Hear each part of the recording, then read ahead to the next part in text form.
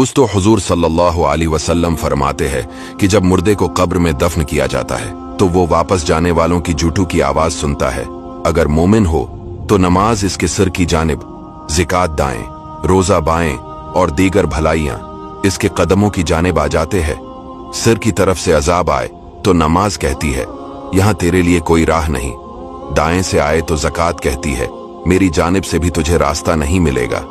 बाएं से आए तो रोजा कहता है, मैं तुझे यहां से दाखिल नहीं होने दूंगा।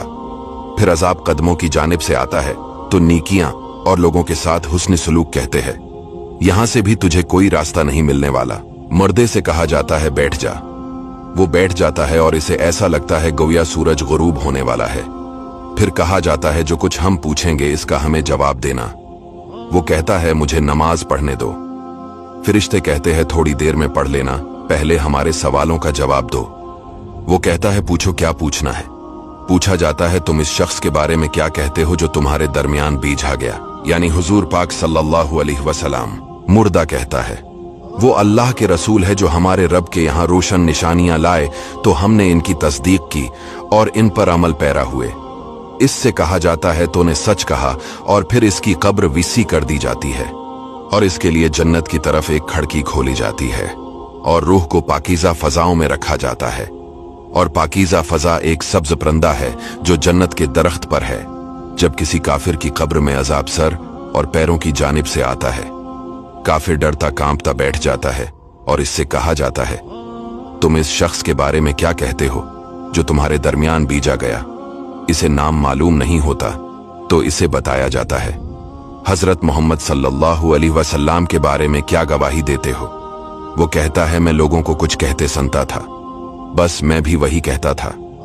चिनाचे फिर इसकी कब्र इस पर इस कदर तंग होती है कि इसकी पसलियां एक दूसरे में पयोस्त हो जाती है। फिर हुक्म होता है, जन्नत का दरवाजा खोलो।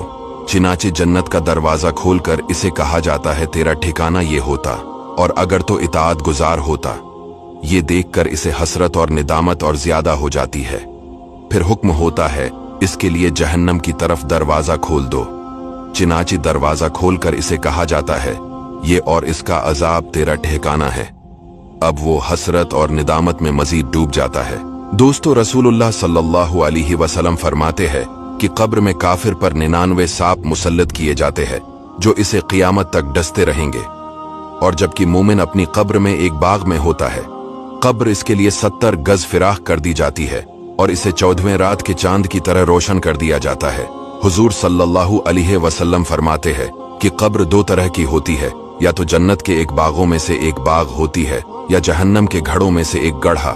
हजरत इब्ने अब्बास रदियल्लाहु ताला अन्हु फरमाते हैं, रसूलुल्लाह सल्लल्लाहु अलैहि वसल्लम एक दो कब्रों के पास से गुजरे तो इरशाद फरमाया, इन दोनों को अजाब हो रहा है और किसी बड़ी बात पर नहीं हो रहा, बल्कि इनमें से एक पेशाब के छींटों से नहीं बचता था और दूसरा चगलखोरी करता था। फिर आपने एक तरशाख लेकर इसके दो टुकड़े कए और दोनों कब्रों पर एक एक गाड़ दिया। सहाबा ने अर्ज की, ये आपने क्यों किया। इरशाद फरमाया, जब तक ये खशक न होगी इन कब्र वालों पर अजाब हल्का रहेगा। अजाब कब्र से बचने के लिए हुजूर सल्लल्लाहु अलैहि वसल्लम ने एक दुआ भी दी है, वो ये है, अल्लाह ताला हमें अजाब कब्र से बचाए। दोस्तों, इस वीडियो को शेयर जरूर कीजिएगा।